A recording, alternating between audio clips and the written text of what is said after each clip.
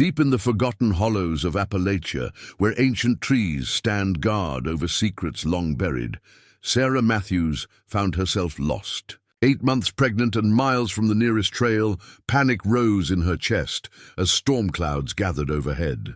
When the dilapidated cabin appeared through the mist, it seemed like salvation until the barrel of a shotgun greeted her at the door. Behind it sat Marcus Holt, a man who hadn't spoken to another soul in 7 years, his legs useless beneath a weathered blanket, his eyes sharp with distrust. 2 strangers, each vulnerable in their own way, trapped by circumstance and approaching darkness. What happens when survival depends on trusting the very person you fear most? The sun had barely risen when Sarah Matthews set out on the trail that morning, her backpack lighter than usual but still awkwardly balanced against her swollen belly.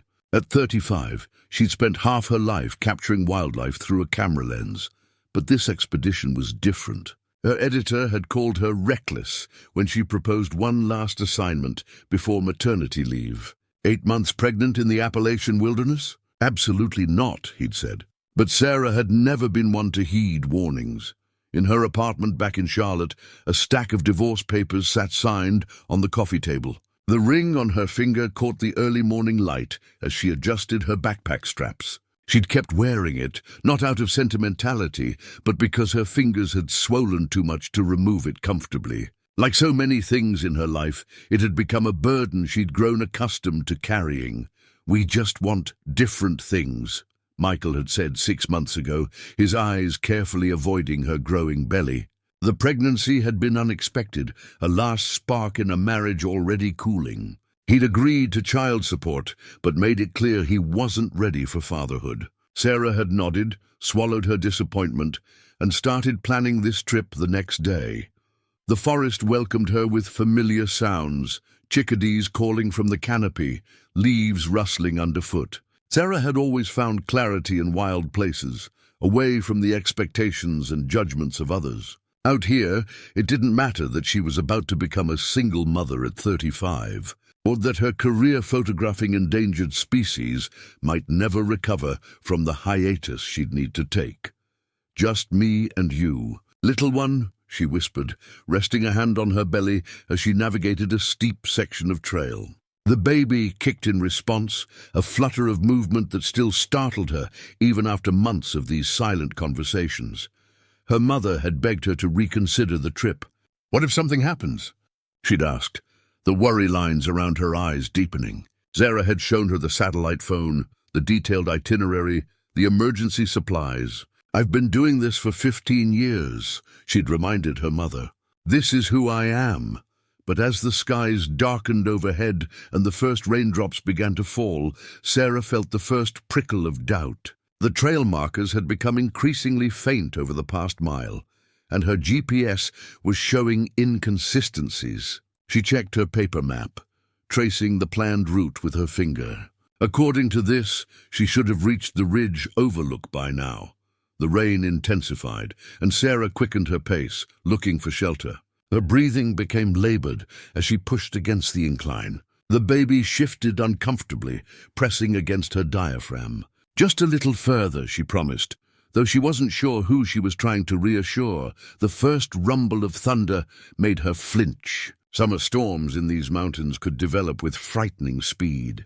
She needed to find cover now. Sarah abandoned the faint trail, heading toward a thicker section of forest where the canopy might offer some protection. That's when she saw it, a dark shape through the curtain of rain and mist. A structure of some kind nestled against the hillside. Her relief was immediate and overwhelming. She hadn't seen any cabins marked on her map, but Forest Service shelters weren't always documented. Lightning flashed, briefly illuminating the clearing ahead. The cabin was small, weathered by years of mountain seasons. No smoke rose from the chimney, no light shone from the single visible window. It appeared abandoned, perhaps one of the old hunting cabins that dotted these remote areas. Sarah approached cautiously, years of wilderness experience having taught her that abandoned structures could be home to wildlife seeking the same shelter she was. The porch steps creaked under her weight. She knocked on the door, more out of habit than expectation of an answer, When no response came, she tested the handle. Locked. The rain had become a deluge now, thunder cracking overhead. She circled to the window, cupping her hands against the glass to peer inside. The interior was dark, but she could make out the shapes of furniture. Not abandoned, then, at least not long-term. She returned to the door, knocking louder this time. "Hello, is anyone there? I need shelter from the storm." The sudden sound of movement inside froze her in place. The door opened a crack, and Sarah found herself staring down the barrel of a shotgun. Sarah raised her hands instinctively, the map falling from her grip. Beyond the shotgun barrel, she caught a glimpse of the man holding it, bearded, weathered face, eyes sharp with suspicion. "I'm just looking for shelter," she managed, her voice steadier than she felt. "The storm, turn around, leave." His voice was rough, as though unused to speaking. A crack of thunder punctuated his command, and rain cascaded off the porch roof in sheets. Sarah stood her ground, one hand moving protectively to her belly. "I can't. Please. I'm 8 months pregnant. I got lost on the ridge trail. I just need somewhere dry until the storm passes." Something flickered across the man's face.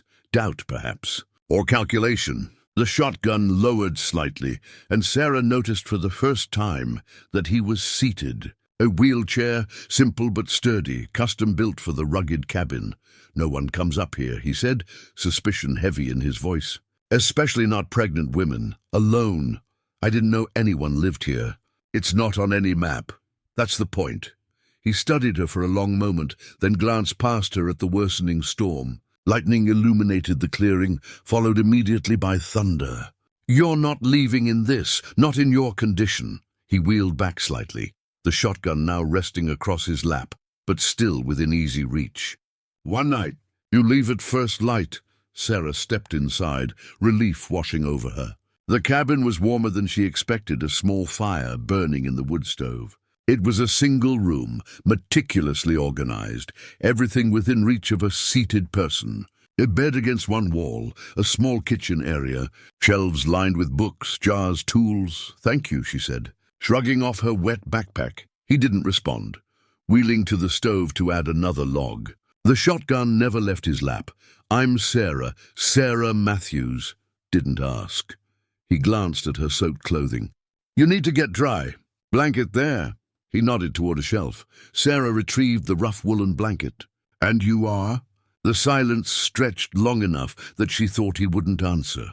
"Marcus," he finally said. "Marcus Holt. How long have you lived here, Marcus?" "Too many questions." His tone was final. "There's water in that pot. Food in that cabinet. Help yourself. Just don't touch anything else." Sarah changed into dry clothes behind a privacy screen fashioned from an old map.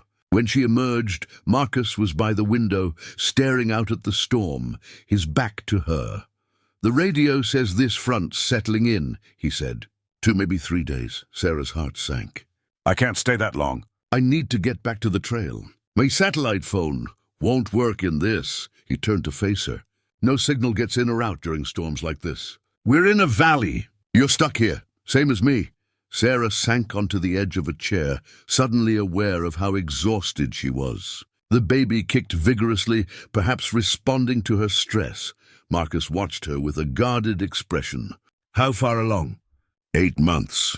"Almost 9. He nodded, then wheeled to a cabinet and removed a medical kit, comprehensive, professional grade, unexpected in this rustic setting. "Any complications with the pregnancy?" The question surprised her. "No, healthy so far. Why?" "Because we're 3 days from the nearest hospital, and I need to know what I'm dealing with." He set the kit on the table, businesslike. "When were you due to return from this hike?" "Tomorrow evening." Reality crashed in. "No one will look for me for at least 2 days after that." "Smart planning," he said dryly. Sarah bristled. "I've been hiking these mountains for 15 years, not 8 months pregnant." "You haven't. You don't know the first thing about me. I know you're in my cabin." His eyes met hers directly for the first time. "And I know you're in trouble." The statement hung between them. Outside, the storm intensified, rain hammering against the roof. Sarah felt a tremor of something deeper than her initial fear. the unsettling awareness that her life now depended on the goodwill of this stranger. Marcus returned the shotgun to a rack on the wall, though still within his reach. The gesture wasn't lost on Sarah, a small extension of trust, or at least a reduction in immediate threat. "Get some rest," he said, wheeling toward his bed. "Tomorrow won't be any easier." Sarah watched as he transferred himself from the wheelchair with practiced efficiency. Only then did she notice the military precision of his movements, the way he scanned the room constantly, the deliberate placement of every item.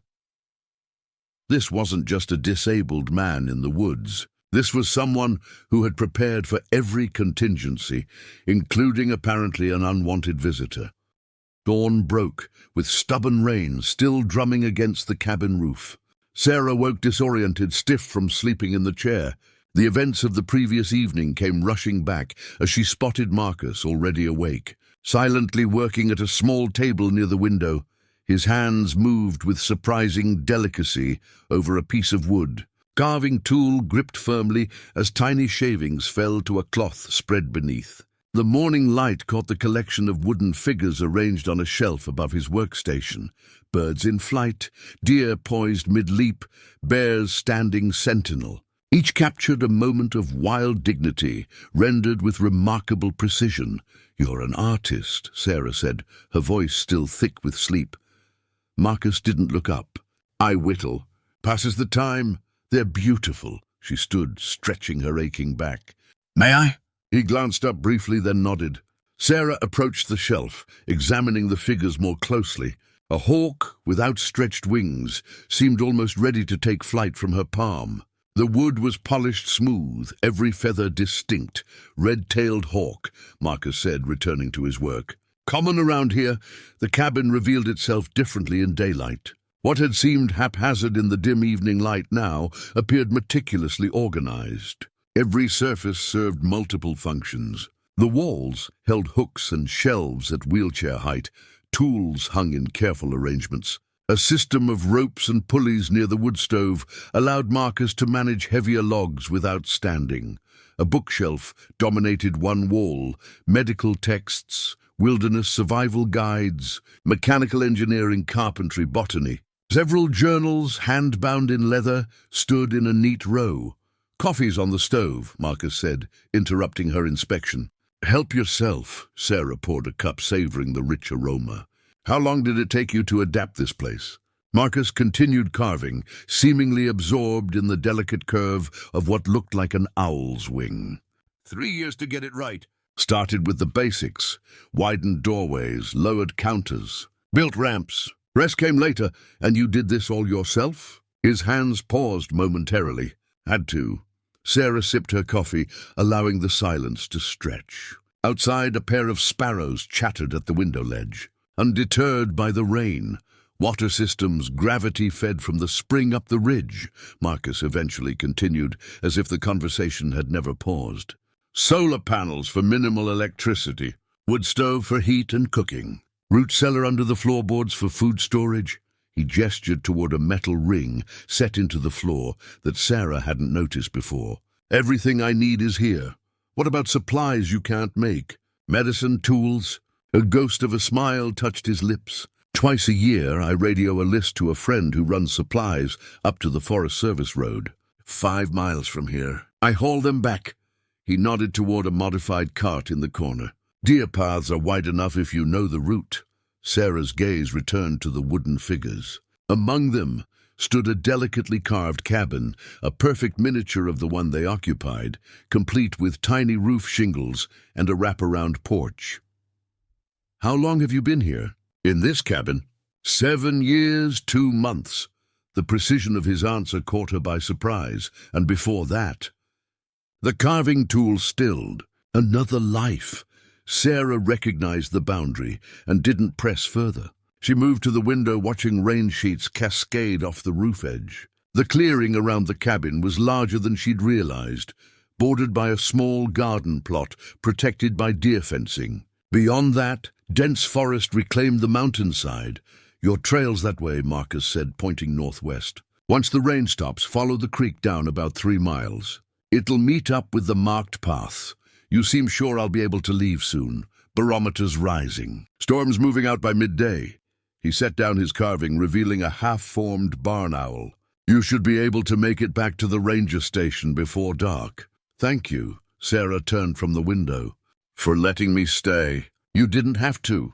Marcus looked up at her directly, his expression unreadable. No, I didn't. He wheeled across to a cabinet, opening it to reveal a short-wave radio setup, far more sophisticated than Sarah would have expected. We should check conditions before you head out. He adjusted dials with practiced efficiency. The radio emitted only static. Marcus frowned, adjusting frequencies. That's not right. Sarah moved closer. What's wrong? Emergency channels always manned. He tried another frequency. More static could be the storm. No. His expression darkened. Something else is happening. Marcus continued adjusting the radio frequencies, his frown deepening. Something's blocking the signal. Could be the storm, could be what? Sarah asked. Before he could answer, she felt a sharp pain across her abdomen. She gasped, leaning against the table for support. Marcus's attention shifted immediately. How far apart are they? What? Sarah straightened slowly as the pain subsided. The contractions. How frequent? That was the first one. It's probably just Braxton Hicks, false labor. I've had them before. Marcus wheeled to a trunk at the foot of his bed and pulled out a battered medical kit. The case was military-grade, stenciled with faded lettering. He opened it, revealing an organized array of supplies far beyond basic first aid. Sit, he instructed, pulling out a stethoscope and blood pressure cuff. I'm fine, Sarah protested. It's normal at this stage. Humor me. His tone left little room for argument. Sarah sat, watching as he donned latex gloves with practiced efficiency. You seem to know what you're doing. BP first, he said, ignoring her observation. He wrapped the cuff around her arm, listening intently through the stethoscope. 130/85. Higher than ideal. I'm stressed. Caught in a storm. Stranded with a stranger pointing a shotgun at me. It tends to raise one's blood pressure. The corner of his mouth twitched, almost a smile. Fair enough. He placed the stethoscope against her belly, moving it methodically. After a moment, his expression softened. A strong heartbeat. Sarah felt a curious relief at his confirmation. She's active. Especially at night. She? His eyes met hers briefly. Found out at my 20-week scan. Marcus nodded, continuing his examination. Any swelling in your extremities? Headaches? Visual disturbances? No, are you a doctor? He put away the equipment before answering. Combat medic. 2 tours? Afghanistan? Among other places. He closed the kit. The contractions could be stress-induced. Or early labor. Either way, you shouldn't be hiking out alone. Another wave of pain crossed her abdomen, stronger this time. Sarah winced, breathing through it as she'd learned in birthing class. That's too soon, Marcus observed, checking his watch. 15 minutes since the last one. I can't be in labor. I'm barely 36 weeks. The lights flickered overhead, then went out completely. Marcus didn't seem surprised. Solar batteries can't keep up with the storm. We've got backup lanterns. He wheeled to a cabinet, retrieving 2 oil lamps. As he lit them, the cabin filled with a warm, flickering glow. Rain hammered against the roof with renewed intensity. You're definitely not leaving today, he said, setting a lamp on the table between them. Maybe not tomorrow either, given these contractions. Sarah felt a flutter of panic. I need to get to a hospital if this is really happening. Roads will be washed out by now. Even if they weren't, it's a 2-hour drive to the nearest medical facility, and that's assuming you had a vehicle. So we're trapped here? With me possibly going into premature labor? Not possibly, probably. He wheeled to the medical kit and removed a small bottle. Magnesium sulfate. Might slow things down. Sarah stared at him. You just happen to have medication for preterm labor? Something guarded crossed his expression. I keep a comprehensive kit for all the pregnant women who wander by your secret cabin. For emergencies. He measured the dosage with precision. This will help relax the uterine muscles. Buy us some time. Sarah accepted the medicine, suddenly aware of how completely she was placing her trust in this stranger. Were you a good medic? Marcus busied himself reorganizing the kit, avoiding her gaze. Good enough. Most of my patients survived. That's not exactly reassuring. Wasn't meant to be. He looked up finally. But right now, I'm all you've got. Another contraction gripped her, this one lasting longer. When it passed, she found Marcus watching her intently, concern evident beneath his stoic expression. 8 minutes apart, he noted. Too fast. The lantern light cast long shadows across his face, highlighting the tension in his jaw. For the first time, Sarah saw something beyond the gruff exterior, a man calculating risks, weighing options, falling back on training. "I need you to lie down," he said, his voice taking on a clinical detachment. "We need to monitor these contractions properly." As Sarah moved to the bed, the cabin lights flickered momentarily to life, then died again with a soft pop from the electrical panel. In the renewed darkness, thunder rolled across the mountains like artillery fire. Marcus's silhouette paused, head cocked as if listening for something beyond the storm. "Power's gone for good this time," he said quietly. "We're on our own now." By midnight, the contractions had slowed to irregular intervals. Sarah lay on Marcus's bed, exhausted but unable to sleep, watching him check supplies by lantern light. He moved with the efficiency of someone accustomed to preparing for worst-case scenarios. "The medicine worked," she said. "Thank you." Marcus nodded, without looking up from his inventory. "It bought us time. That's all. Where did you learn to treat preterm labor?" He paused, then reached into his shirt, pulling out a set of dog tags that had been hidden beneath. He held them for a moment, as if weighing a decision, then spoke. "2nd Battalion, 10th Special Forces Group, combat medic. Did 3 tours before." He gestured toward his legs. "Afghanistan, mainly. Some places that don't officially exist. What happened?" Sarah asked softly. "IED. I was lucky, others weren't."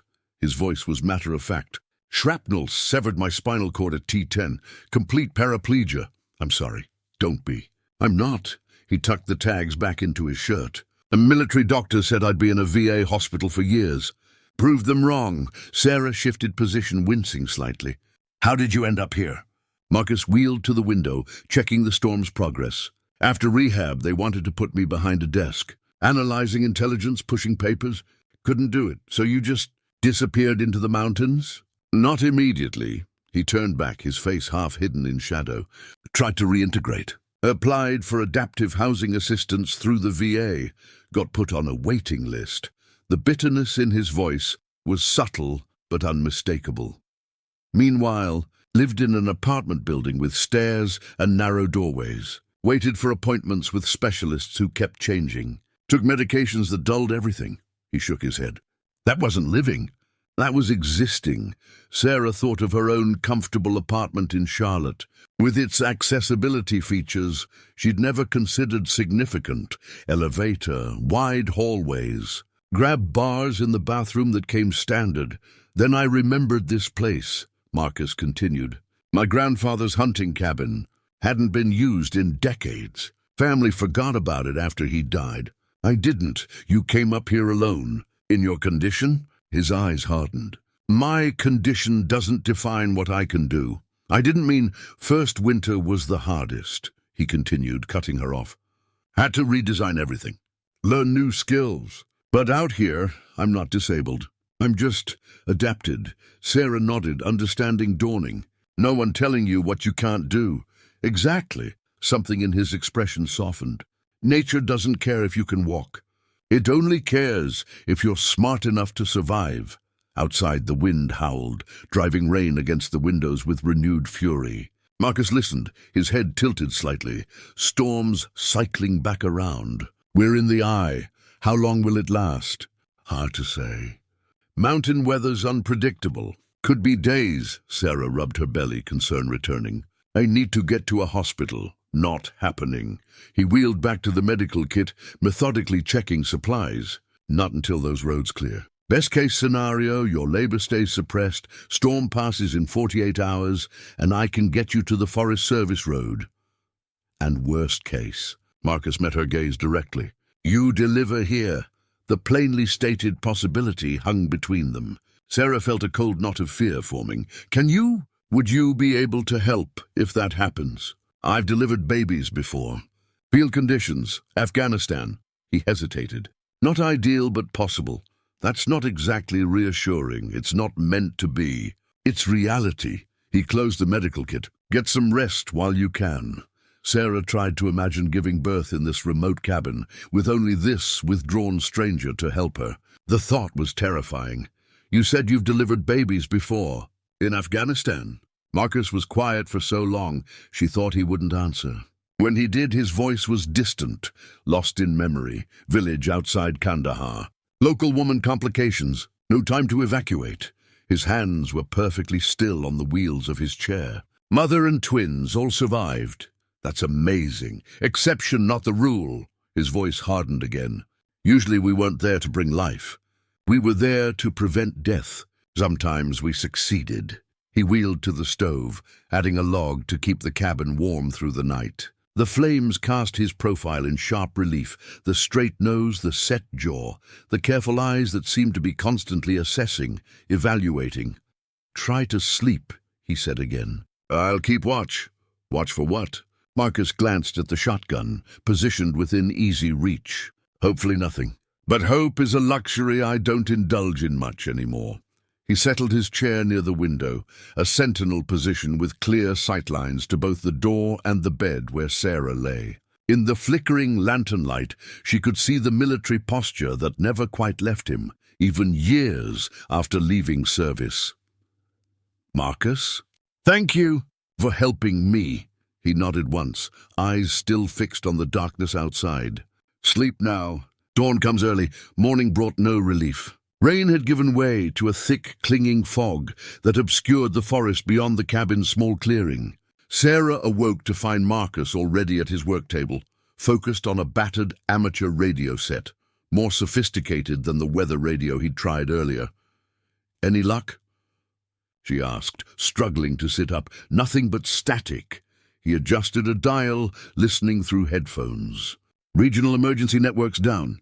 That's not normal.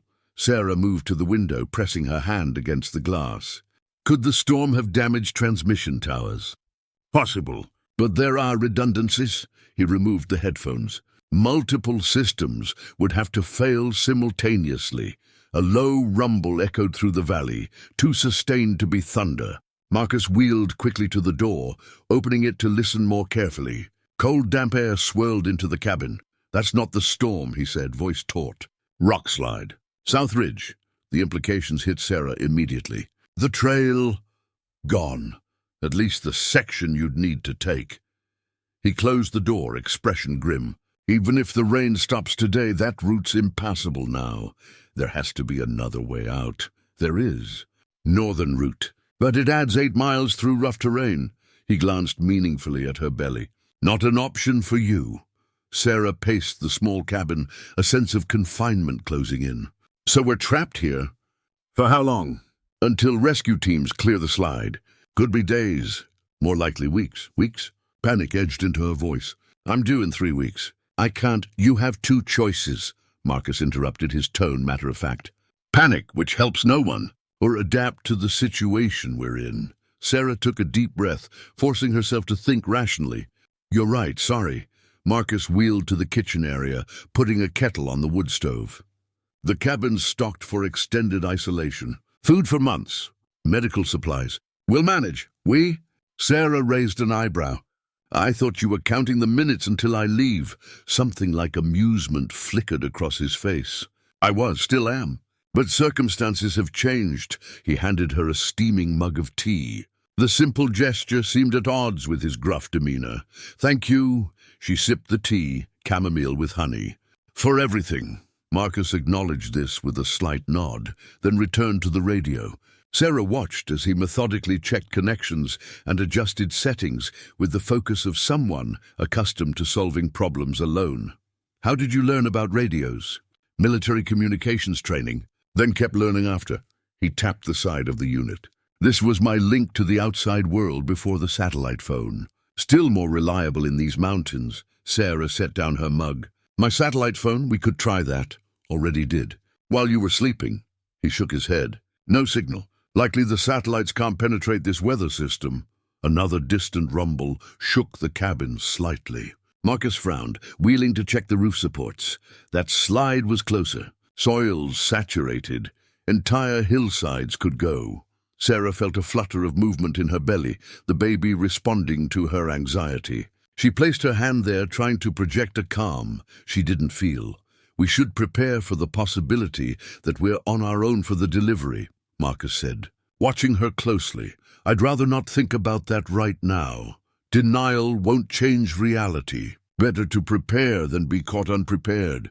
He wheeled to a bookshelf, selecting a medical text. "I've handled emergency births, but a refresher won't hurt." The clinical way he approached the situation was simultaneously reassuring and terrifying. Sarah tried to imagine giving birth here, in this remote cabin, attended only by this taciturn stranger. "Have you been completely alone up here?" "All these years." Marcus's hands paused on the book. "Mostly, but you mentioned supplies. Someone must bring them. An old friend. Twice a year. Drops them at the Forest Service Road." His expression closed. "We have an arrangement. No questions, no complications." "That sounds lonely." "It's peaceful." He looked up, meeting her gaze. "There's a difference." The radio suddenly crackled to life, emitting a burst of static followed by a fragmented voice. Marcus quickly adjusted the frequency, leaning in to listen. Regional emergency, multiple landslides, roads closed. The transmission cut out again. Marcus swore under his breath, fine-tuning the dial. "At least someone's broadcasting," Sarah offered. "Half a message isn't much help." He kept working the radio. "But it confirms what we suspected. The situation out there is bad." Sarah moved to the window again, staring at the impenetrable fog. Somewhere beyond it lay the world she knew. Hospitals with medical staff, roads leading to safety, people who would be growing concerned about her absence. "My mother will report me missing soon. They'll search. With everything else happening, you'll be low priority." Marcus's voice was gentle despite the harsh truth. "And they won't look here. This cabin isn't on any maps." The weight of their isolation settled over Sarah like a physical presence. She pressed her hands against the window glass, cool and unyielding beneath her fingers. "We're really on our own, aren't we?" Marcus didn't answer immediately. When he did, his voice held a certainty that was strangely comforting. "I've been on my own for 7 years. Trust me when I say we'll adapt. We'll survive. Both of you." 3 days passed with no break in the weather. The fog lifted occasionally, revealing the devastation the storm had wrought. Newly exposed rock faces where earth had slid away, trees toppled like matchsticks. Each glimpse confirmed what the radio fragments had suggested. No one was coming anytime soon. Sarah sat by the window, absently tracing the outline of her baby through her sweater. Marcus worked nearby, repairing equipment damaged during a brief power surge when the solar system temporarily reconnected. "I've been thinking about names," Sarah said, breaking the companionable silence that had developed between them. Marcus glanced up. "Oh, Emma, if it's still a girl. Though at this point, I'm beginning to doubt the ultrasound technician." The corner of Marcus's mouth twitched, the closest thing to a smile she'd seen from him. "Why's that?" "The way she kicks. So forceful, like she's training for combat. Could still be an Emma. Some of the toughest soldiers I knew were women." Sarah pulled a worn sonogram from her jacket pocket, unfolding it carefully. "This is her. 20 weeks. Marcus accepted the image, studying it with unexpected tenderness. Healthy spine. Good head position. He handed it back. Strong profile. "She'll be fine, Sarah." The use of her name, still rare from him, felt significant. "I haven't told you why I'm out here alone," she said quietly. Marcus continued working, giving her space to continue or not. His silence was an invitation without pressure. "My husband left 6 months ago." The words came easier than she expected. "Who said he wasn't ready for fatherhood? Wasn't what he signed up for." "His loss," Marcus said simply. "Maybe, but I understand in a way." She tucked the sonogram away. "This wasn't planned. We were having problems already. The pregnancy just accelerated things, still cowardly. Maybe, or honest." Sarah sighed. "I came out here to prove something. To myself, to him, to everyone who told me I couldn't do this alone." Stubborn pride. And now I've put my baby at risk because of it. Marcus set down his tools, giving her his full attention. Pride isn't always bad. Sometimes it's all that keeps us going. Is that what keeps you up here? Pride, he considered this. Partly. At first it was anger. At what happened, at the system that failed after, at my own body. He gestured toward his legs. Now it's something else. Independence. Peace. He looked around the cabin, at the adaptations he'd made, the life he'd built. Out here my limitations are just problems to solve, not disabilities to overcome. The mountain doesn't judge. It simply is, Sarah understood with sudden clarity. You're not hiding. You're living on your own terms, as are you. He nodded toward her belly. Taking on motherhood alone. Similar principle. The parallel had never occurred to her. I hadn't thought of it that way. Different circumstances. Same spirit. He returned to his repairs. That child is lucky. The simple validation from this solitary, careful man who seemed to measure every word brought unexpected tears to her eyes. She blinked them away, embarrassed. Sorry. Hormones. No need to apologize. He worked in silence for a moment, then added, My mother raised me alone. Father left before I was born. She never needed him. Neither did I. The personal revelation rare from him felt like a gift. Sarah absorbed it quietly, understanding it for the reassurance it was meant to be. Thank you for saying that.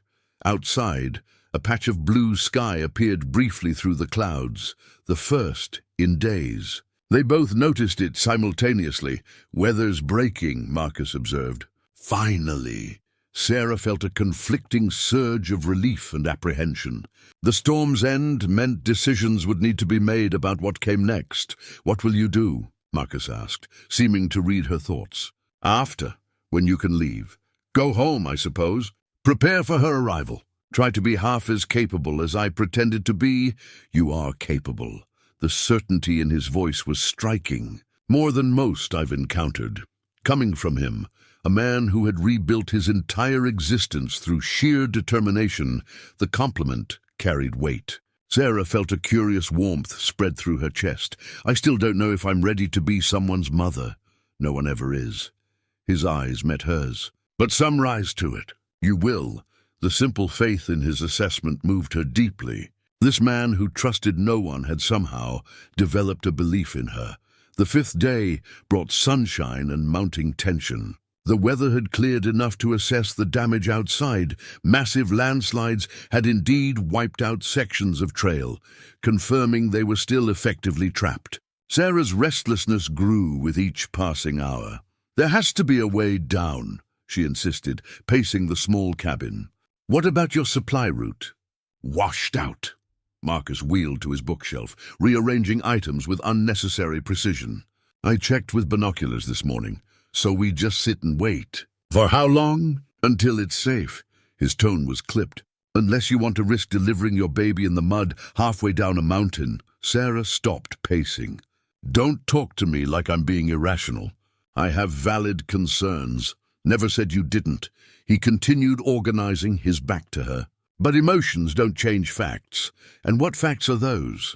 That you're 37 weeks pregnant. That the trails are impossible. That we're both stuck here, whether we like it or not. Each statement was delivered with clinical detachment. Those are the parameters we're working with.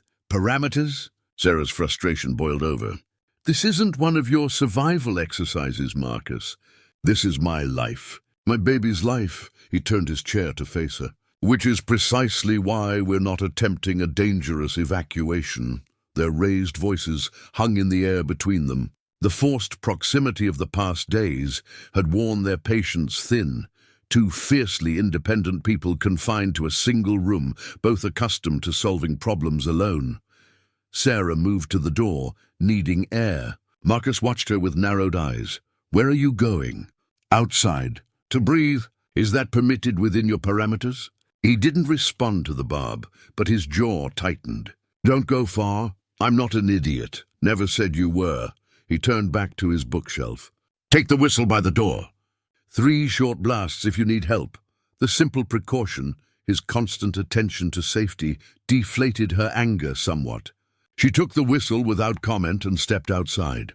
The mountain air was crisp, scented with pine and wet earth. Sarah walked the perimeter of the clearing, staying well within sight of the cabin. Her lower back ached from days of tension and uncomfortable sleep. The baby shifted restlessly, as if sharing her discomfort. Near a stack of firewood, she noticed a small wooden bench, weathered but sturdy, positioned to catch the morning sun. She sat, watching clouds cast moving shadows across the valley below. Through the cabin window, she could see Marcus sitting motionless, a leather-bound book open in his lap. His journal, she realized. He wrote in it each evening, a practice she had observed but not commented on. Curiosity drew her back inside. Marcus closed the book as she entered, sliding it beneath a stack of maps. "Feel better?" he asked, voice neutral. "A little." She glanced at the partially concealed journal. "What do you write about?" "If you don't mind me asking." "Observations." "Weather patterns. Wildlife movements." He hesitated. "Thoughts. 7 years of thoughts. That's a lot of writing.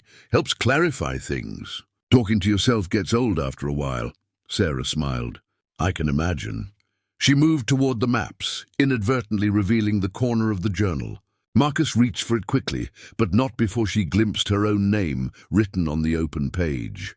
"You're writing about me." It wasn't a question. His expression closed. "You're the first person I've spoken to in nearly a year. Seems worth documenting." "A year? But you said your friend brings supplies. He leaves them at the drop point." "We don't meet." Marcus tucked the journal away more securely. "It's better that way." "For whom?" "For everyone." His tone ended the conversation. Sarah sank into a chair, suddenly weary. "I'm sorry." "For snapping earlier. This situation is just difficult," he finished. "For both of us." The acknowledgement that her presence had disrupted his carefully constructed solitude felt important. She nodded, watching as he wheeled to the stove to prepare their evening meal. They worked together in silence, chopping vegetables, heating water, setting out plates. The routine had developed naturally over the past days, each finding ways to contribute without discussion. It struck Sarah how quickly they'd established this rhythm, two strangers adapting to each other's presence against all odds. "Marcus?" she said as they ate. "Thank you." "For the journal entry, I mean." He looked up, surprised. "Even if it just says, 'Annoying pregnant woman invaded my cabin,'" she added with a small smile. The tension between them eased slightly.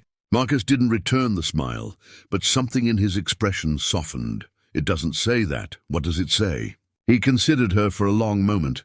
"That sometimes the mountain brings exactly what you need, even when it's not what you want." The words settled between them, layered with meaning neither was ready to explore.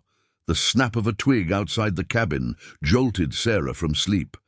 She sat up, disoriented in the pre-dawn darkness. Marcus was already alert, his silhouette by the window perfectly still. "What is it?" she whispered. He raised a hand for silence, listening intently. Another sound came, the subtle scrape of boot on stone, too deliberate for wildlife. "Someone's out there," Marcus breathed, wheeling silently to where his shotgun rested. "Stay low, away from windows. Rangers?" "Rescue team?" Sarah suggested hopefully. Marcus shook his head, checking the weapon with practiced efficiency. They'd announced themselves. "Call out!" He positioned himself with a clear view of the door, gesturing for Sarah to move behind the wood stove. She complied, heart racing, one hand protectively covering her belly. The footsteps circled the cabin, methodical, unhurried, testing. A shadow passed briefly across the window, then disappeared. Marcus tracked the movement, shotgun ready but not raised. "Could be someone lost," Sarah whispered. "Like I was." "Not lost," Marcus countered softly. "Hunting." The word held ominous weight. Sarah remembered the trap they'd found the previous day while gathering firewood, a vicious metal snare set just beyond the clearing. Marcus had disabled it with grim familiarity, explaining that illegal trappers sometimes worked these remote areas. "It's the off-season," he'd told her, "and this type of trap was banned decades ago. Whoever set this doesn't care about regulations." Now, watching his tense vigilance, she understood his concern went beyond simple poaching. The intruder completed a circuit of the cabin, The door handle turned slowly, testing, not forcing. When it proved locked, the footsteps retreated toward the tree line. Marcus waited, unmoving, for nearly 20 minutes. Finally, he lowered the shotgun. They're gone. For now. Who would be up here? Sarah asked, emerging from her sheltered position. Poachers, most likely. This area has black bear, elk. Worth money to the right buyers. He secured the weapon, but kept it within reach. They don't usually come this far up the ridge, though. You've encountered them before? Occasionally. His expression was unreadable in the dim light. We have an understanding. They stay away from my clearing. I don't report their activities. That doesn't sound like you, Sarah observed. Making compromises with people breaking the law. Marcus's mouth tightened. Survival requires pragmatism. I'm one man in a wheelchair. They're usually 3 or 4, armed with nothing to lose, but you're not afraid of them. Didn't say that. Said I was pragmatic. He wheeled to the door, checking the lock. But something's changed. They've never approached the cabin before. Sarah rubbed her arms, suddenly cold. Could they be looking for shelter from the storm damage? Possible. Marcus didn't sound convinced. But there are emergency shelters along the lower trails. More accessible than this place. As dawn light filtered through the windows, Marcus retrieved a metal box from beneath a floorboard. Inside lay a handgun, which he checked and then tucked into his waistband at the small of his back. I'm going to scout the perimeter, he said. Stay inside, door locked. You can't go out there alone. I've managed worse. His tone brooked no argument. If anyone approaches, use this. He handed her a small aerial flare. It'll bring me back immediately. Before she could protest further, he was gone, maneuvering his wheelchair with remarkable agility over the rough ground outside. Sarah watched through the window as he disappeared into the edge of the forest, following the intruder's tracks. While waiting, she busied herself checking the cabin's security, as Marcus had taught her. Window latches, door hinges, potential entry points. Near the back window, she found fresh scratch marks on the sill. Someone had tested this entry too. Her fingers brushed something small and metallic caught in the window frame. She worked it free, a brass shell casing recently fired, still smelling faintly of gunpowder. Marcus returned an hour later, his expression grim. They've set up camp about a mile downridge, he reported. 3 men. Professional gear. Not typical poachers. Sarah showed him the shell casing. He examined it, frowning. .62 meter, military grade. He met her eyes. These aren't just hunters breaking regulations, Sarah. These are something else. What do? We prepare. He wheeled to a storage trunk, unlocking it to reveal emergency supplies. And we stay vigilant. Why would they be interested in this cabin? Marcus was silent for a long moment. Because they might know who lives here, he finally said. And what I saw 5 years ago in these mountains, the revelation hung between them.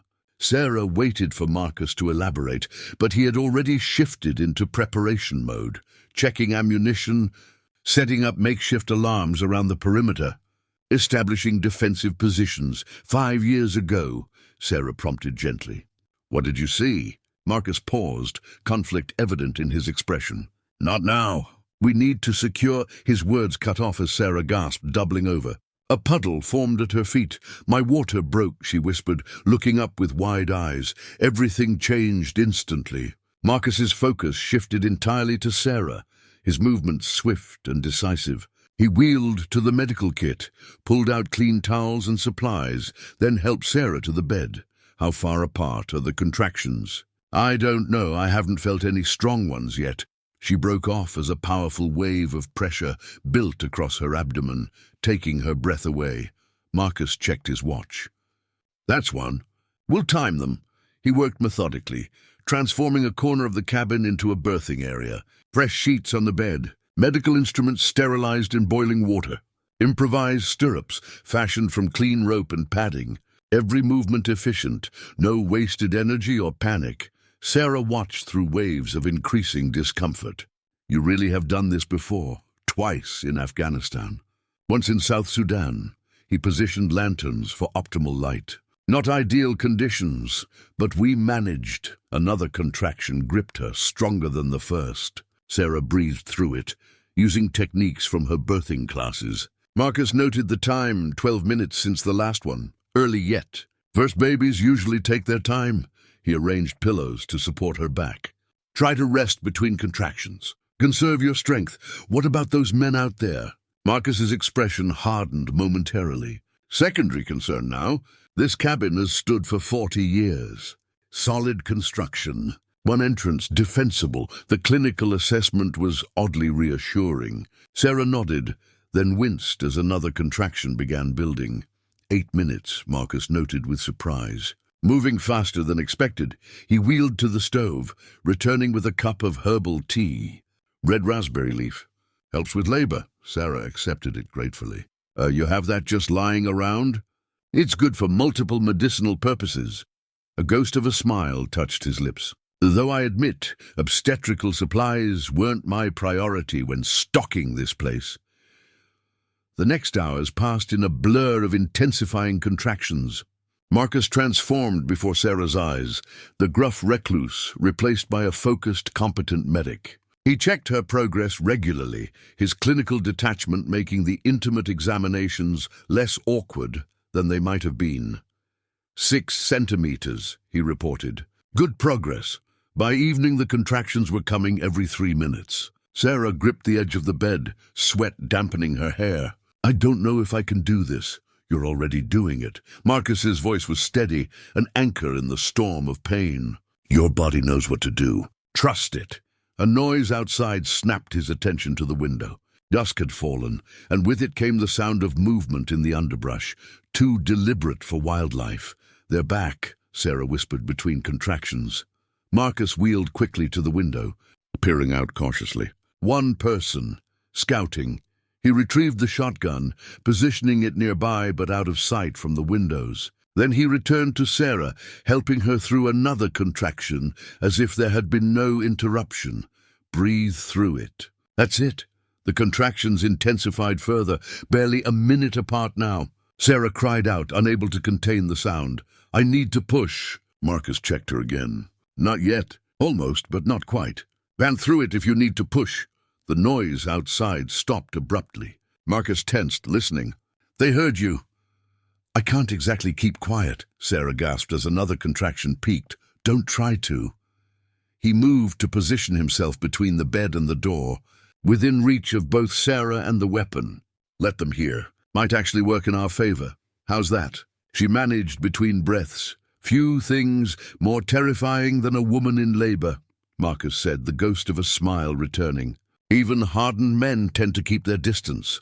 As if in response, the footsteps outside retreated toward the tree line. Marcus nodded in satisfaction. See? Tactical advantage. Sarah would have laughed if another contraction hadn't seized her. This one different, an overwhelming urge to bear down. Marcus, she gasped. It's time. He checked once more, then nodded, all trace of humor gone. You're right. 10 centimeters. On the next contraction, push. Outside, darkness had fallen completely. The intruder had withdrawn, but Marcus knew they hadn't gone far. Inside, new life was imminent. Two forces, creation and threat, converging on this small cabin in the wilderness. Ready? Marcus asked, positioning himself to guide the baby's arrival. Sarah nodded, gathering her strength as the next contraction began to build. Push, he instructed calmly. Bring your child into the world. The sound of breaking glass shattered the focused intensity of the birth. Marcus's head snapped toward the rear window, where a gloved hand now reached through a jagged hole. Fumbling for the latch, Sarah, keep pushing, he instructed calmly, voice betraying none of the urgency in his movements as he wheeled rapidly toward the intruder. With remarkable upper body strength, Marcus propelled himself from the chair, using the momentum to grab the reaching arm and twist it sharply. A pained shout came from outside as Marcus slammed the arm against the window frame. Forcing the fingers to release a hunting knife that clattered to the floor, Sarah cried out with another contraction, her attention torn between her body's demands and the struggle at the window. I'm here, Marcus called to her, maintaining his grip on the intruder while reaching for the shotgun with his free hand. Keep going. "You're doing great." The intruder wrenched his arm free, disappearing from the broken window. Marcus quickly wedged a metal toolbox against the opening, then wheeled back to Sarah's side, shotgun across his lap. "That was impressive," Sarah gasped between contractions. "Combat training, upper body strength compensates." He positioned himself to continue assisting the birth while maintaining a clear view of all entry points. "Focus on pushing now," voices murmured outside, multiple voices. The intruder hadn't come alone. "How many?" Sarah asked, gritting her teeth as another contraction built. "3, maybe 4. Marcus's voice remained steady. "Don't worry about them. Hard not to," she managed, bearing down with the contraction. "They won't get in."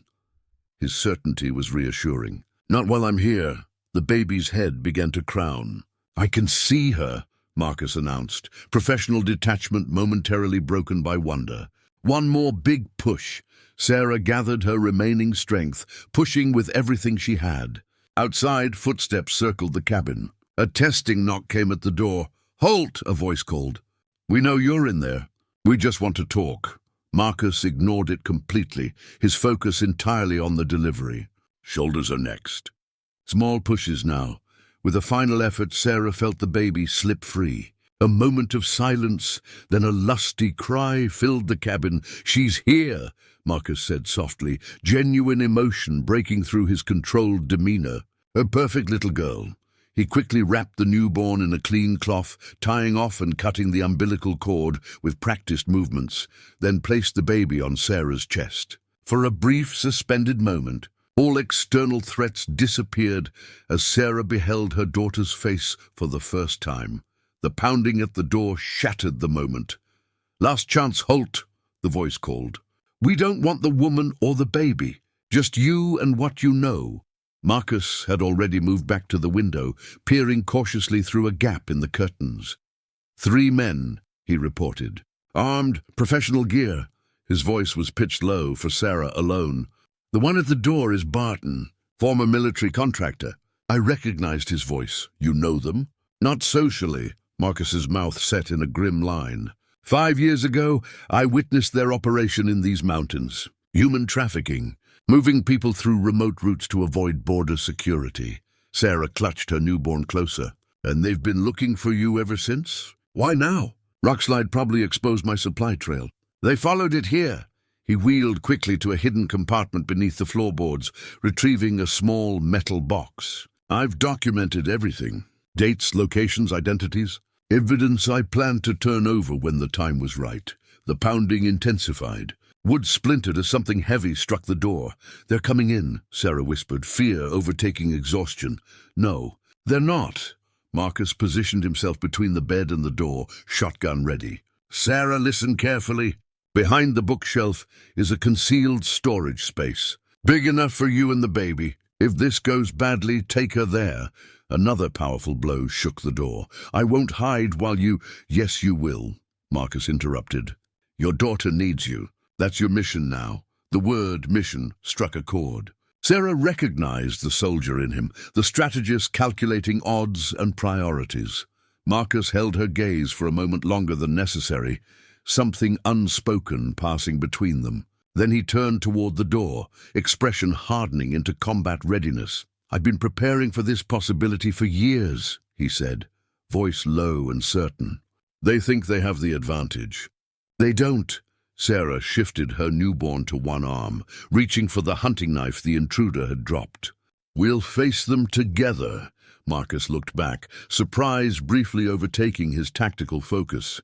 A moment of understanding passed between them. 2 survivors, damaged in different ways but unbroken, now united by the small life between them. The doorframe cracked ominously. Marcus nodded once, accepting her choice. Together then, the doorframe splintered inward with the next blow, wood fragments exploding across the cabin floor. Marcus fired a warning shot through the opening, precise, controlled, aimed to miss but just barely. A curse and scrambling sounds followed as the attackers retreated temporarily. "They'll regroup quickly," Marcus said, never taking his eyes from the doorway. "We have minutes, not hours." Sarah cradled her newborn, who had fallen eerily silent, sensing the tension around her. "She needs medical attention, Marcus. Proper cleaning, warmth." Marcus glanced back, his tactical assessment momentarily interrupted by concern for the infant. "She's breathing normally?"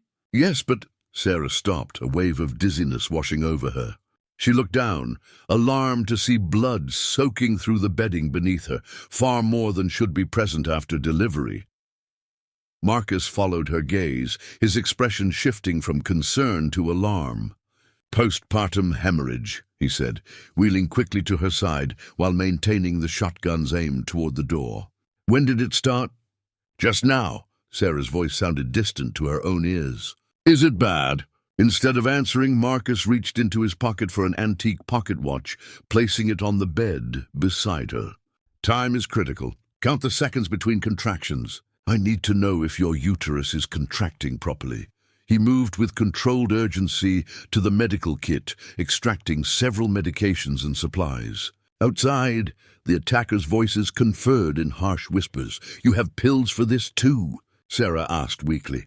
"Oxytocin. Increases uterine contractions to stop bleeding." He prepared an injection with practiced hands. "Standard field medical supply."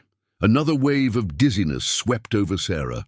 The room seemed to dim around the edges. "Marcus, I don't feel right."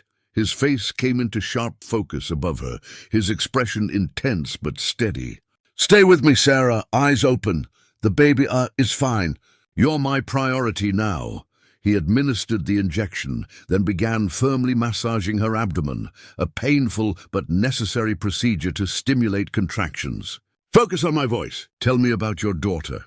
What's her full name going to be?" The question anchored her momentarily. "Emma. Emma Rose Matthews. Good name. Strong." He continued working methodically, checking the pocket watch as he monitored her bleeding. "Keep talking. Where will you take Emma when you get home?" Sarah struggled to concentrate. "My mother's house." "In Charlotte. She has a nursery ready." "Charlotte, good city. Strong medical facilities." His voice remained calm, even as his movements became more urgent. "The bleeding's not slowing enough." From the doorway came the sound of approaching footsteps, more cautious now, but determined. "Marcus," Sarah whispered, her strength ebbing. "Take Emma, get her out." "Not leaving you." His voice was steel. "Please, she needs to survive this." Marcus's hands never stopped working, applying pressure, checking vitals. "So do you. I didn't bring you this far to lose you now." The memory of a battlefield flashed in his mind, another life slipping away under his hands, another moment when his medical training hadn't been enough. "Not again. Not here. I need you to fight, Sarah," he said, voice low and intense. "You survived divorce, pregnancy alone, getting lost in these mountains, labor during an attack. You don't give up now. Emma needs her mother."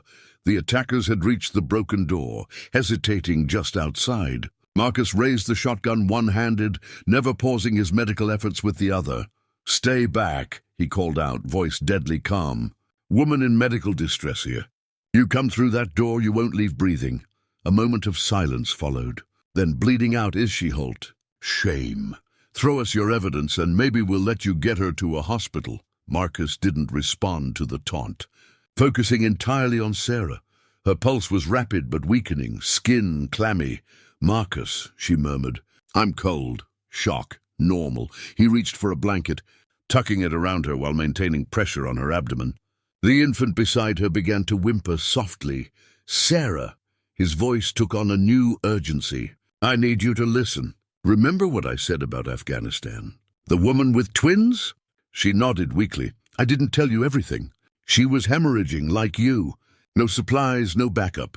His hands continued their work as he spoke. "I used an old battlefield technique. Last resort." Sarah's gaze focused on him with effort. "What technique?" "Adrenaline. Direct injection." His eyes locked with hers. "It's dangerous, extreme, but it saved her." "Do it," she whispered without hesitation.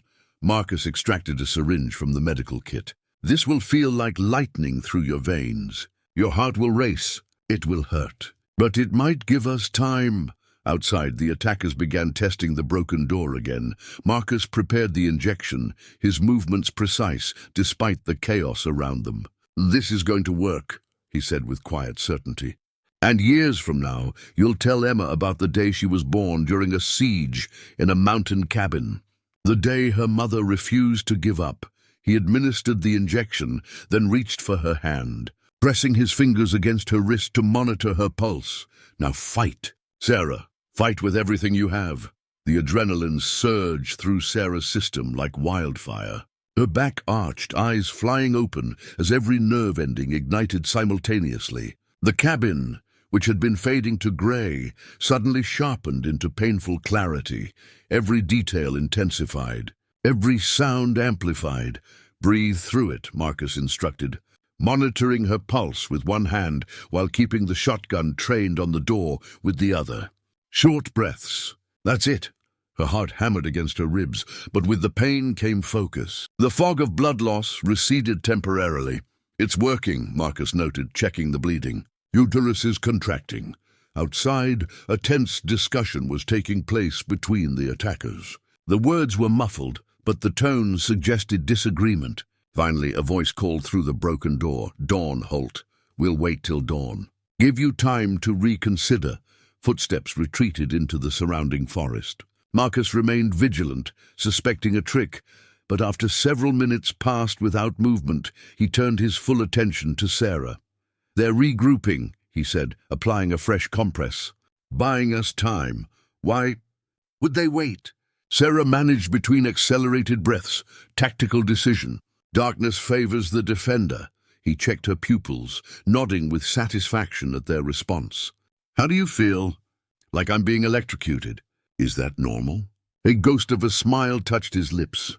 Perfect description of adrenaline. And yes, unfortunately, the infant beside them began to cry, tiny, indignant wails that filled the cabin. Marcus gently lifted the newborn, examining her with professional thoroughness before wrapping her in a makeshift blanket fashioned from a soft flannel shirt. "She's perfect," he pronounced, placing the baby in the crook of Sarah's arm. "Strong lungs.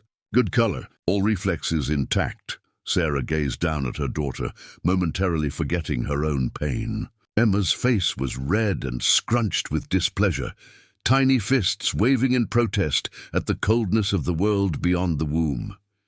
"Hello, little one," Sarah whispered. "You've had quite an entrance."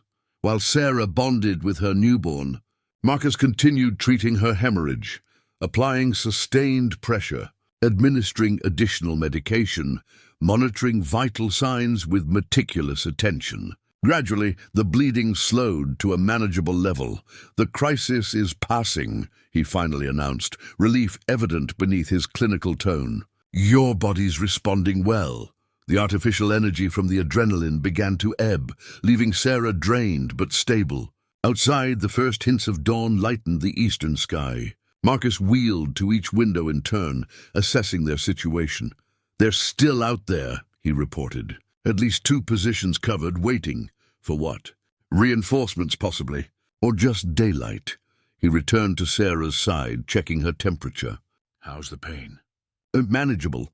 She adjusted Emma in her arms. "What's our plan?" The simple question, "our," registered in Marcus's expression. He nodded slightly, accepting the partnership that circumstances had forged between them. "First priority is stabilizing you both, then securing our position." He began gathering additional medical supplies. "The bleeding's under control, but you need fluids, rest, antibiotics." As Marcus spoke, Emma's cries quieted as she found Sarah's breast and began to nurse. Both adults watched in momentary wonder as the newborn instinctively knew exactly what to do. "Life finds a way," Marcus murmured. An uncharacteristic softness in his voice. He turned away, giving them privacy while he prepared an improvised IV solution from his medical supplies. Sarah watched his movements, precise, efficient, yet gentler than the gruff exterior he presented to the world. "You could have been a doctor," she observed. "A real one, I mean." Considered it. After the injury, he hung the IV bag from a hook near the bed. Even took some pre-med courses during rehabilitation. What happened? Bureaucracy, red tape. Too many people telling me what I couldn't do. He inserted the IV needle with practiced skill. Out here I answer to no one, except pregnant hikers who show up unannounced, Sarah added with a small smile. For the first time, Marcus laughed, a short, rusty sound, as if long unused. Apparently so. The shared moment of levity faded as the reality of their situation reasserted itself. Dawn was breaking fully now, pale light filtering through the cabin windows. Soon, the attackers would make their move. Marcus wheeled to his storage compartment, retrieving several items that Sarah couldn't quite see. His movements were those of a man preparing for battle, methodical, focused, drawing on years of training. Rest while you can, he advised, returning to his position near the door. The hard part isn't over yet. Sarah looked down at Emma, now sleeping peacefully against her chest. I think the hardest part might be behind us. Marcus followed her gaze, his expression softening once more. She's a miracle, he acknowledged quietly. Worth defending at any cost. The simple statement contained multitudes, an admission, a promise, a transformation. In the space of a few chaotic days, this solitary man had found something he'd thought lost forever, a purpose beyond mere survival. The morning sun illuminated the cabin's interior, revealing the aftermath of the night's events, medical supplies scattered across blood-stained sheets, the broken window hastily covered with a piece of plywood, the splintered door frame reinforced with a trunk and chairs. Marcus had been working silently for hours, alternating between strengthening their defenses and checking on Sarah and Emma. They're moving, he announced quietly. Peering through a narrow gap in the window covering, Sarah sat propped against the wall, Emma asleep in her arms. Though still weak from blood loss, her color had improved significantly. How many? 3 visible. Probably more in reserve. Marcus wheeled away from the window, retrieving a hunting knife from his gear. The blade was well worn, but honed to razor sharpness. I found this on one of them yesterday. Sarah recognized it, the knife that had clattered to the floor during the attempted break-in. Can we use it? Already have. He showed her notches he'd carved into the handle. Left it where they'll find it. With a message. What message? That I know exactly who they are, and that I'm not alone. His expression was unreadable. Might make them hesitate. Sarah shifted Emma to her other arm, wincing at the movement. You still haven't told me why they want you so badly. Marcus was silent for a long moment, weighing his response. Finally, he wheeled to the hidden compartment beneath the floorboards, retrieving a weatherproof case containing a small digital camera and memory cards. 5 years ago, I was testing wilderness routes for an adaptive hiking program, ways for people with disabilities to access backcountry areas. His voice was measured, factual. I came across their operation, young women being moved through these mountains on unmarked trails. Human trafficking, he powered on the camera, showing Sarah several long-distance photographs, groups of people being marched along remote ridgelines. Armed guards flanking them, faces blurred by distance, but the situation unmistakable. I documented everything, faces, locations, methods. Planned to turn it over to authorities, once I had enough evidence. His jaw tightened. Then they spotted me, tracked me back toward the cabin. I barely escaped. Why not go to the police immediately? Tried. Local sheriff took the information. Nothing happened. His expression darkened. Later learned he was being paid off. By the time I realized that, they were hunting for me. So I disappeared deeper into the mountains, became the recluse everyone already thought I was. And you've been hiding ever since. Gathering evidence, building a case that couldn't be buried.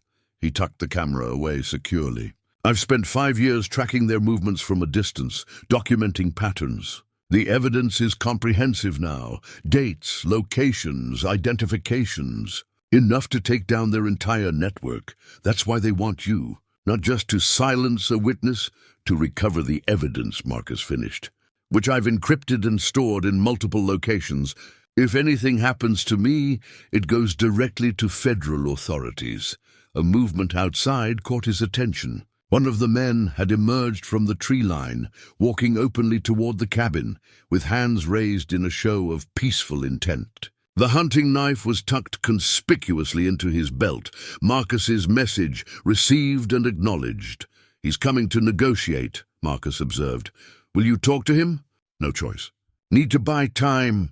He wheeled to the medical kit, removing a small pistol that had been concealed beneath the supplies. "Can you handle this?" Sarah hesitated, looking down at Emma. "I'm not asking you to shoot anyone," Marcus clarified. "Just to have it ready if things go wrong. Point and pull if they try to enter." She accepted the weapon, the weight unfamiliar and distressing in her hand. "I've never fired a gun. Hope you won't need to." He positioned the shotgun across his lap, moving toward the door. "Stay out of sight. Keep Emma quiet if you can." The man outside stopped at the edge of the porch, keeping a respectful distance. "Morning, Holt. Ready to talk now?" Marcus unblocked the door but remained inside, shotgun visible but not aimed directly. "Nothing to talk about, Barton. You know what happens to the evidence if I don't make my check-in calls." The man, Barton, smiled thinly. Always the tactician. "But circumstances have changed." He nodded toward the interior of the cabin. "You have responsibilities now. People who depend on you." Marcus's expression remained impassive, but Sarah could see the slight tension in his shoulders, the tell of a man calculating odds. "Weighing options. Here's my offer," Barton continued. "You give us the evidence, all of it, and we leave the woman and child unharmed. You too, if you want. We're businessmen, Holt, not monsters. Businessmen who traffic human beings." Barton shrugged. "Market demands. Nothing personal." His gaze hardened. "This is a one-time offer. Consider it carefully. That baby deserves a chance to grow up, with that implicit threat hanging in the air." He turned and walked unhurriedly back toward the trees. Marcus closed and secured the door, his expression grim. "What will you do?" Sarah asked quietly. "Not what he expects," Marcus answered, already moving with renewed purpose. "It's time we changed the rules of engagement." Marcus moved with focused intensity, gathering supplies and checking weaponry.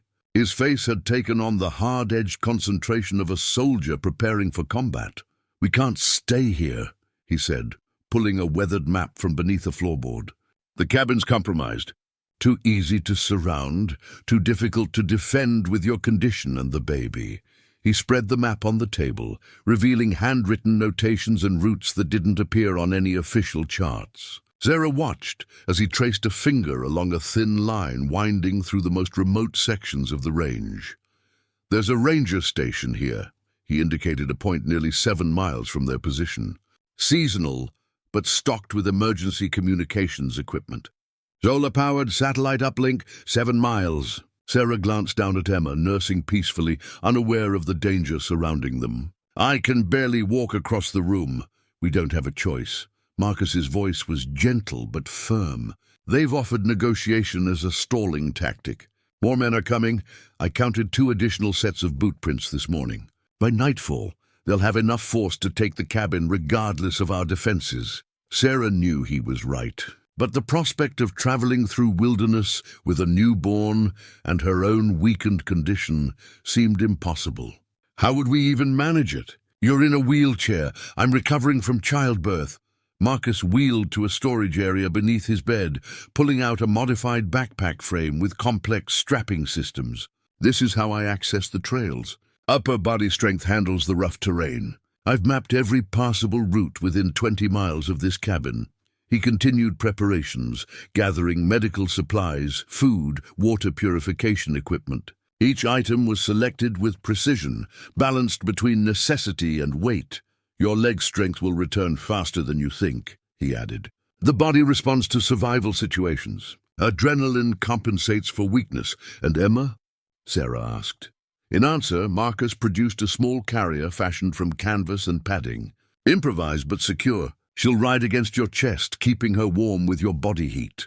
Despite her fear, Sarah felt a surge of hope, watching his methodical preparations. This man had survived against impossible odds before. His confidence was contagious. "When do we leave?" "Dusk. Limited visibility works in our favor. They'll expect us to move at first light." He pointed to another section of the map. There's a creek bed here that masks sound and scent. We follow it 4 miles, then cut across this ridge. Marcus continued outlining the route, pointing out potential hazards and alternate paths. Sarah tried to absorb it all, realizing how completely she was placing her trust and Emma's life in his hands. "You've really memorized every inch of these mountains, haven't you?"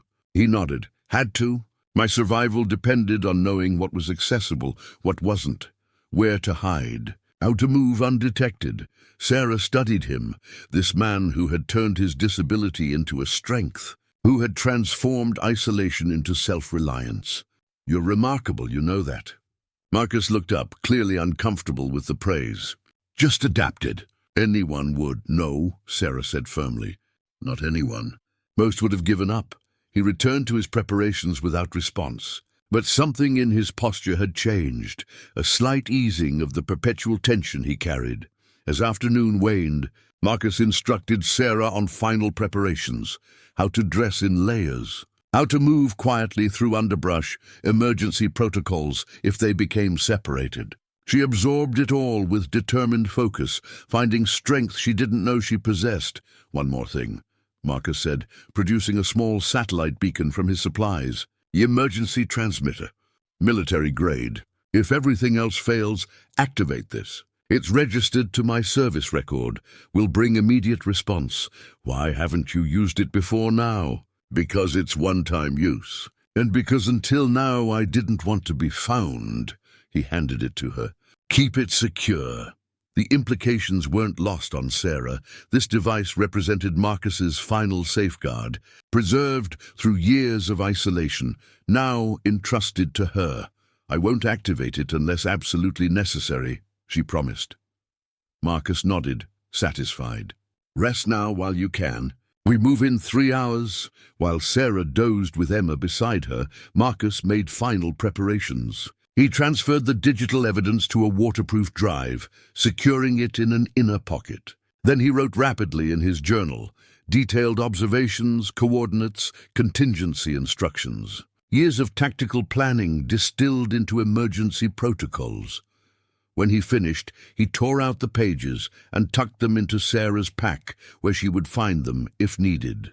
Insurance against the worst possibilities.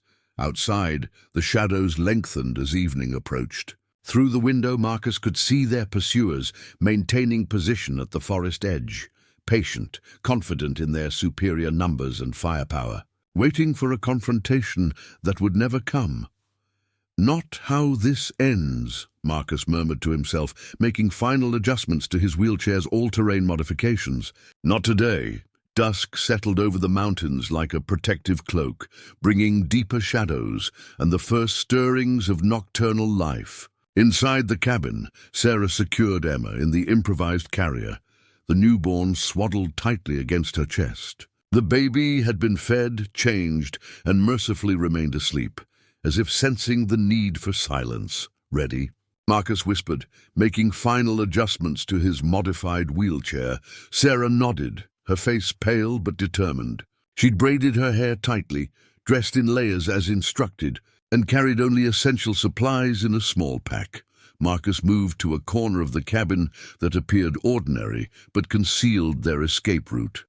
A narrow tunnel entrance built into the foundation, hidden behind a removable section of wall. Original cabin had a root cellar, he explained, removing the panel. I expanded it. Insurance policy for exactly this scenario.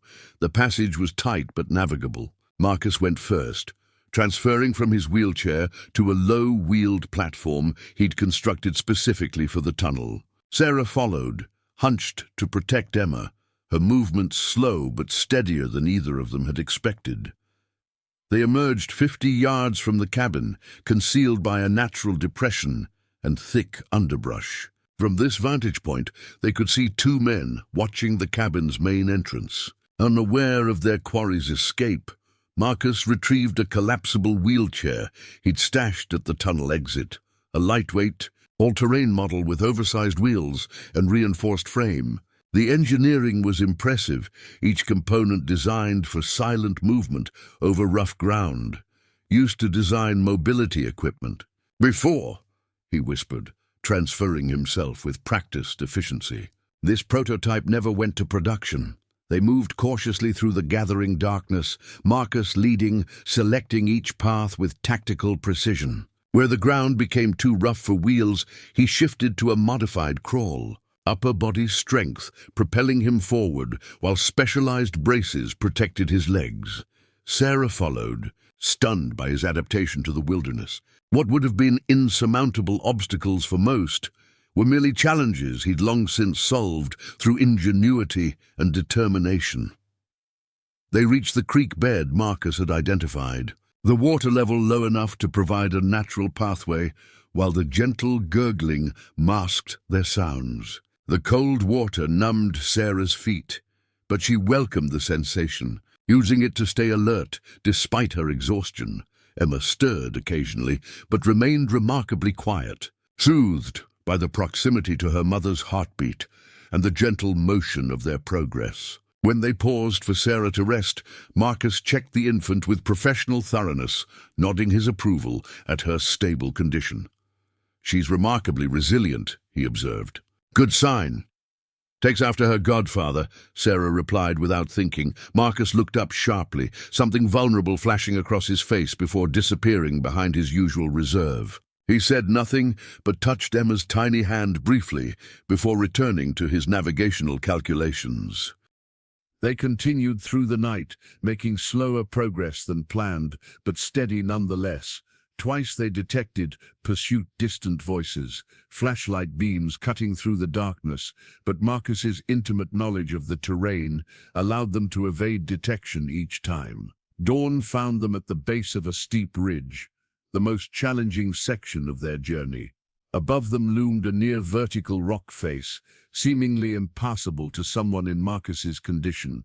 "We'll rest here," he decided, gesturing to a sheltered overhang. "Need daylight for the next section." Sarah sank gratefully to the ground, muscles trembling with fatigue.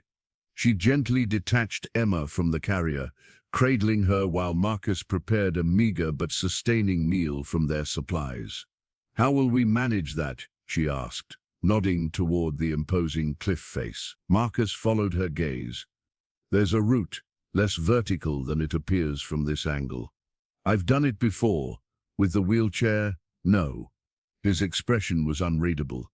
"Different technique for this section." He removed his leg braces, setting them aside, then pulled specialized climbing equipment from his pack, modified harnesses, hand ascenders, compact pulleys. The system was ingenious, designed to maximize upper body strength while securing his lower body. "You're going to climb that?" Sarah couldn't keep the disbelief from her voice. "We both are." He began adjusting a harness for her. "I'll go first. Set anchors. You'll follow with Emma." The matter-of-fact way he presented this seemingly impossible plan left no room for doubt. Sarah watched as he prepared the equipment with absolute confidence, wondering not for the first time what forces had shaped this extraordinary man. "Marcus," she said quietly, "if we don't make it, we will." He looked up, meeting her gaze directly. "Trust the plan. Trust your strength, and yours." Something almost like a smile touched his lips. 7 years in these mountains. Haven't failed yet.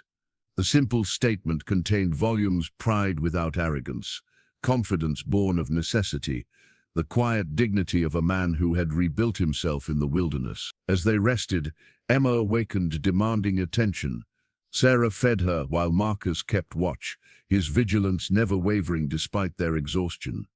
"They're still following," he observed, spotting distant movement through a compact monocular.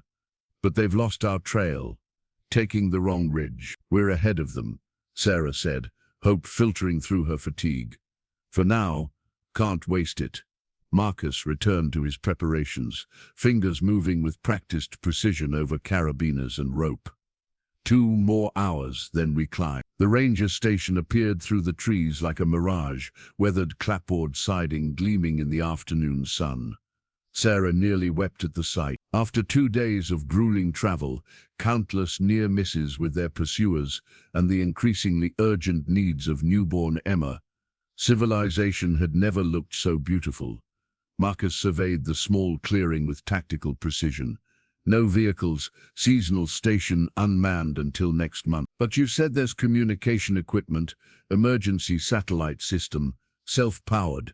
He adjusted himself in the wheelchair, which had suffered damage during their harrowing climb up the ridge. We need to move quickly. They're still behind us. They approached cautiously. The station was locked, but yielded easily to Marcus's practiced hand with the simple tools he carried. Inside was basic but serviceable, a desk with radio equipment, emergency supplies, a small generator. Marcus went straight to the communication panel, powering it up with efficient movements. Backup batteries still good, he noted with relief. While he established contact with authorities, Sarah tended to Emma. The tiny girl had proven remarkably resilient throughout their journey, but now fussed with increasing urgency, sensing the change in their circumstances. "It's okay, little one," Sarah soothed. "We made it. We're safe now." "Not quite yet," Marcus cautioned, looking up from the radio. "Help's coming, but it'll be at least 2 hours." Helicopter from the regional command center. A sound outside froze them both. The unmistakable crunch of boots on gravel. Marcus moved with silent speed, extinguishing the interior lights and positioning himself by the window. "They followed our trail," he whispered, unsurprised. 2 men, Barton and 1 other. Sarah clutched Emma closer, heart racing. "After everything, we can't lose now. We won't." Marcus's voice held absolute conviction. He reached for his pack, removing a small metallic device Sarah hadn't seen before. Insurance policy, been saving it for the right moment. Outside, the men approached with cautious confidence, weapons drawn. Through the window's narrow gap, Sarah could see Barton signaling his companion to circle around back. "No more running, Holt." Barton called out. "Game's over. Come out and bring the evidence. Maybe we let the woman and kid go." Marcus ignored the taunt, focused on the device in his hands, some kind of remote trigger. He caught Sarah's questioning look. "Perimeter alarm. From my cabin." A ghost of a smile touched his lips. "Modified it years ago. Not just an alarm, it's a signal booster." Understanding dawned on Sarah. "The evidence," Marcus nodded, "just transmitted to every law enforcement agency within range, along with our GPS coordinates and a distress call." The door burst open, Barton framed in the entrance, rifle raised, hands where I can see them. Marcus complied with deliberate slowness. Sarah shielded Emma with her body, prepared for the worst. "Evidence is gone, Barton," Marcus said calmly. "Already transmitted. Over." "You're lying." But uncertainty flickered in Barton's eyes. "Check your phone." Marcus nodded toward the device on Barton's belt. "Should be lighting up right about now. Every agency within 100 miles just received detailed documentation of your operation. Faces, dates, locations." As if on cue, Barton's phone began buzzing with incoming alerts. His expression hardened from doubt to rage. "You're dead, Holt. All of you." The distant thrum of helicopter rotors cut through the tension. Barton's head snapped up, registering the approaching aircraft. "Tactical response team," Marcus said conversationally. 4 minutes out by the sound of it. For a suspended moment, Barton's finger tightened on the trigger, rage warring with self-preservation. Then, with a muttered curse, he backed toward the door. "This isn't over." "Yes," Marcus replied simply. "It is." Barton fled into the forest, shouting for his companion. The helicopter sounds grew louder, searchlights already sweeping the nearby ridges. Marcus wheeled to Sarah's side, checking Emma with gentle hands. "You both okay?" Sarah nodded, tears of relief streaming freely now. "Because of you, all of this. Because of you." He looked away, uncomfortable with her gratitude. "You did the hard part, keeping her safe. We did it together," she corrected, reaching for his hand. After a moment's hesitation, he accepted her touch. They sat in companionable silence as the helicopter circled overhead, spotlights illuminating the clearing, the promise of safety descending from above. 3 months later, Sarah stood on the porch of a small, newly constructed cabin. Different location, Same mountains, this one accessible by a winding road, with wider doorways and ramps integrated seamlessly into its design. Inside, Marcus sat with Emma on his lap reading quietly from a nature guidebook. The baby gazed up at him with complete trust. Tiny fingers wrapped around the cabin key he'd given her as a makeshift toy, a symbol of the place that had changed all their lives. "Ready?" Sarah called. Marcus looked up, the perpetual guardedness in his expression replaced by something new, belonging perhaps, or peace. "Ready," he answered, and wheeled forward to join her in the sunlight.